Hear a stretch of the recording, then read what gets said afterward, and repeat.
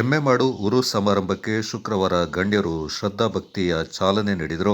ಜುಮಾ ನಮಾಜ್ನ ಬಳಿಕ ದಫ್ ಪ್ರದರ್ಶನದೊಂದಿಗೆ ದರ್ಗಾಗೆ ತೆರಳಿದ ಸಮುದಾಯ ಬಾಂಧವರು ಸಮಸ್ತ ಕೇರಳ ಮುಷಾವರಾ ಸದಸ್ಯರು ಹಾಗೂ ಕೊಡಗು ಜಿಲ್ಲಾ ನಾಯಿಬ್ ಖಾಜಿಗಳಾದ ಅಬ್ದುಲ್ಲಾ ಫೈಜಿ ಅವರ ನೇತೃತ್ವದಲ್ಲಿ ಮಕಾಂ ಜಿಯಾರತ್ ಹಾಗೂ ವಿಶೇಷ ಪ್ರಾರ್ಥನೆಯನ್ನ ಸಲ್ಲಿಸಿದರು.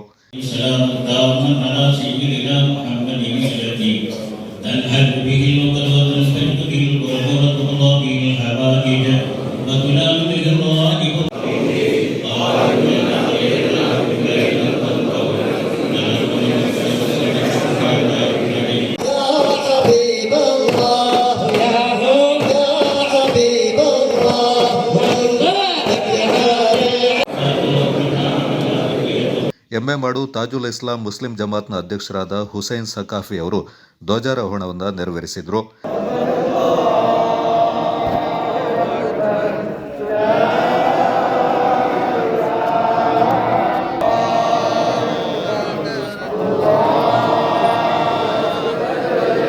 ಬಳಿಕ ಎಮ್ಮೆಮಾಡು ತಾಜುಲ್ ಇಸ್ಲಾಂ ಮುಸ್ಲಿಂ ಜಮಾತ್ ಅಧ್ಯಕ್ಷ ಹುಸೈನ್ ಸಕಾಫಿ ಅಧ್ಯಕ್ಷತೆಯಲ್ಲಿ ನಡೆದ ಸಭಾ ಕಾರ್ಯಕ್ರಮವನ್ನು ನಾಯಿಬ್ ಖಾಜಿ ಅಬ್ದುಲ್ಲಾ ಫೈಜಿ ಅವರು ಉದ್ಘಾಟಿಸಿ ಮಾತನಾಡಿದರು. അവരുടെ സ്മരണകൾ ലോകത്ത് തയ്യാറാവുന്ന ആളുകൾ നൽകുന്നതാണ് എന്നുള്ളത് നമുക്ക് ഓരോരുത്തർക്കും അറിയാവുന്ന യാഥാർത്ഥ്യമാണ്. അവരുടെ സ്മരണകൾക്ക് മരണമില്ല. അവരുടെ ശസ്ത്രീയായ വേർപാട് മാത്രമേ സംഭവിച്ചിട്ടുള്ളൂ. മറിച്ച് അല്ലാഹുവിന്റെ ഔലിയാക്കന്മാർക്ക് ആത്മീയമായ ഇടപെടലുകൾ നടത്താനുള്ള പ്രത്യേകമായ ആത്മീയമായ ശക്തി അല്ലാഹു നൽകിയിട്ടുണ്ടെന്നുള്ളത്. ಮೊಹಮ್ಮದ್ ಕುಂಜಿ ಸಕಾಫಿ ಕೊಲ್ಲಂ ಹಾಗೂ ಅಬು ಸಹೀದ್ ಹುಸೈನ್ ಮೌಲವಿ ಕುಂಜಿಲಾ ಕಾರ್ಯಕ್ರಮಕ್ಕೆ ಶುಭ ಹಾರೈಸಿದರು.